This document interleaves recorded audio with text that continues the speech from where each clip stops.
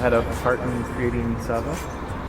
Yeah, so the interior design firm that I've worked for over 7 years, or I don't work for them anymore, but yeah, we helped them get this off the ground in terms of all the interior design and finishes. So, yeah, so I studied architecture and then decided to switch into more of a social sciences aspect of life, I guess, and studied international development and now like working in the field in international development. So more humanitarian side of things, but still passionate about housing and like just like basic human needs of individuals, like here and overseas as well. Wow, okay. That's a lot that you said. I kind of want to unpack. I'm working with an economic development organization. Okay. They have a variety of projects that they work in. So it's not just, they don't have any housing projects, but agriculturally based or different sort of economic development projects, yeah, around the world. So. Are you able to say what it is, or you want to keep it confidential? Oh, I can say. Well, it's a cassava project in Tanzania. Okay. So, yeah, it's just that's what I'm working on right now. But they have other projects all around the world. Yeah. Cassava project. Yeah. So you're gonna bring some cassava back? 'Cause I love cassava. I'm not bringing any cassava back. I don't. But yeah, I mean, it's really neat because they're working with the Tanzanian government, and so their focus is on sustainability and making sure that, you know, the impacts last past when the project is involved with the country. So, which is what I like. It's important. Yeah. What brought you to Langley, to the Fraser Valley? Well, I had to come back to Canada after being in Tanzania because of COVID, and yeah, my family is based in the Fraser Valley. So. Okay. How long were you born and raised in the Fraser Valley? No, not at all. I was born in the Caribbean, and then my family moved to Port Coquitlam. We'll wait for That was kind of crazy to get back in a hurry from COVID, right? Yeah, it was really upsetting. So, I'd only been in country for 2.5 months. So, to have to come back all of a sudden too, it was like they give a 72-hour notice. We're like, you have to come back to Canada. I'm like, no. How do I stay?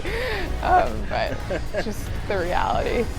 But yeah, I just like there's so much nature around. There's a lot of parks like Houston Trail and like even the Fort Trail, but I live like next to or just down the road from Derby Reach, so that's also a nice bike ride away. Or just it's really great to get outside. I like being outside. Yeah, for sure.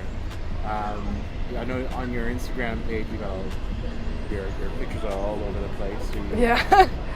You're looking at. You've always put effort or thought into it, or? It kind of just started during COVID, to be honest, and because I couldn't really travel physically, I had to travel like through my Instagram. So, no, I've always enjoyed traveling, and nature of work just allows me to do it as well. So, yeah, I think there's always room to grow. I was volunteering with ISSBC, which is Immigrant Service Society of British Columbia, which is like a lot of immigrants go through there and get funding, and so there's a lot of opportunities to volunteer, and I think if we can see more of that, because like I had to go out and like find that opportunity, and it was like, I don't know, somewhat hidden, but like access to information would be huge. Lalams is really good, and actually I don't think they're doing their coffees and stuff anymore, but they're doing a bannock kind of thing. So the traditional indigenous bannock, it's kind of like a taco style. I tried it the other day, it was really good. So you can add all your different kinds of toppings, and it's on a bannock bread.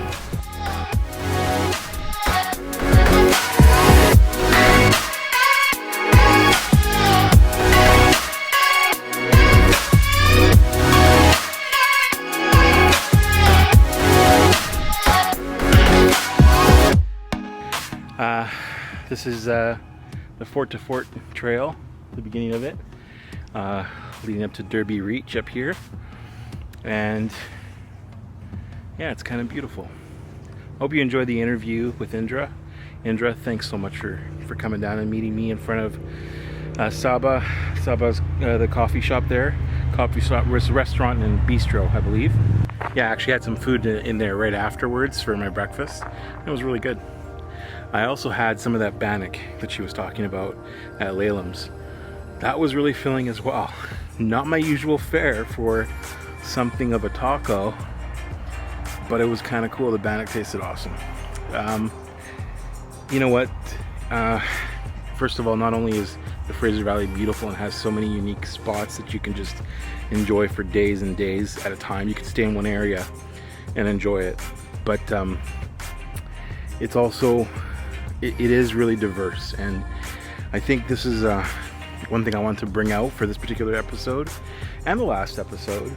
I wanted to kind of showcase a little bit of the multiculturalism that's in the Fraser Valley. You know, for myself, being that I'm African Canadian and a mixed African Canadian as well, sometimes I can go a whole day without seeing somebody of color, and that's fine. My mom was Snow White, beautiful, and the best mom ever, absolutely. But it's really nice to be able to see somebody that can, I don't know, it just kind of adds a little bit of flavor to life, you know. And Indra's sweet, she's wonderful to talk to, and there were plenty more folks with all kinds of backgrounds throughout BC, and especially throughout the Fraser Valley.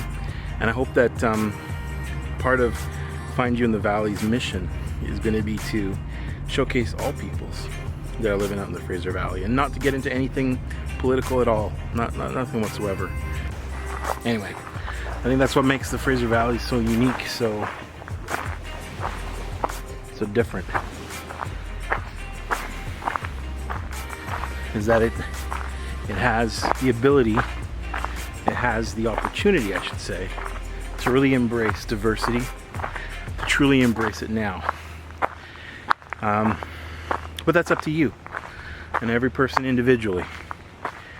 Certainly it's going to be the choice of the magazine Find You in the Valley, because hey, I always wanted to have a magazine like this. I want to thank everybody who's been following, everybody who watches these episodes, and just hang on for that print magazine. It'll be beautiful. And this is Find You in the Valley. Peace.